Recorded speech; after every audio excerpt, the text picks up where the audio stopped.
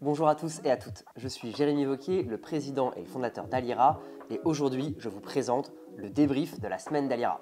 Let's go! Première actu, vous l'avez sans doute vu en ligne, le patron de Binance quitte son poste. Peng Zhao, dit CZ, le fondateur de la plateforme d'échange Binance, a envoyé une lettre d'adieu à ses employés mercredi dernier. Cette démission provient d'un accord avec le département de la justice américaine qui implique une amende de 4,3 milliards de dollars appliquée à Binance ainsi que l'interdiction d'occuper un poste de direction pendant 3 ans. Cette condamnation intervient après que CZ ait plaidé coupable d'avoir enfreint des lois américaines sur le blanchiment d'argent.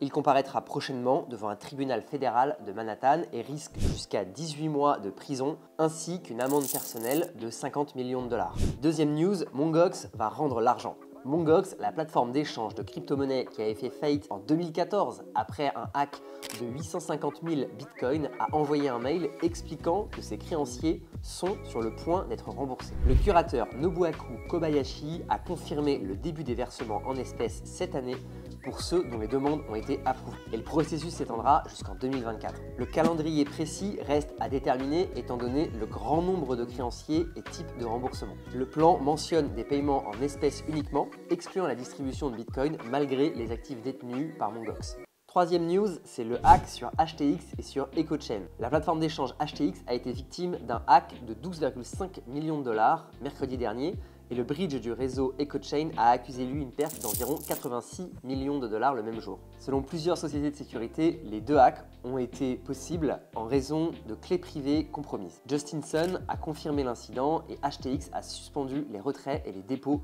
pour éviter d'autres pertes. Que Justin Sun ait promis de rembourser les utilisateurs, cela soulève des questions sur la sécurité des plateformes d'échange centralisées en général, puisque les hacks sur ce type de plateforme se sont multipliés ces derniers mois. Dernière news, les fournisseurs de liquidités de KyberSwap se sont fait voler. Dans la nuit de mercredi à jeudi, l'équipe de Kyber Network a invité leur communauté à retirer leurs fonds de la plateforme d'échange décentralisée KyberSwap suite à un vol de 45 millions de dollars.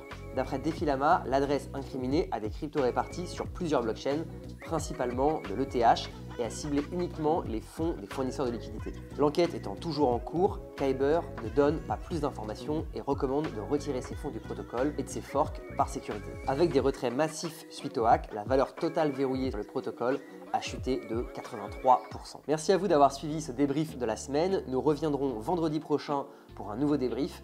N'hésitez pas à nous dire en commentaire ce que vous avez pensé de ce format-là. C'était Jérémy Wauquiez pour Alira. Je vous dis à très bientôt.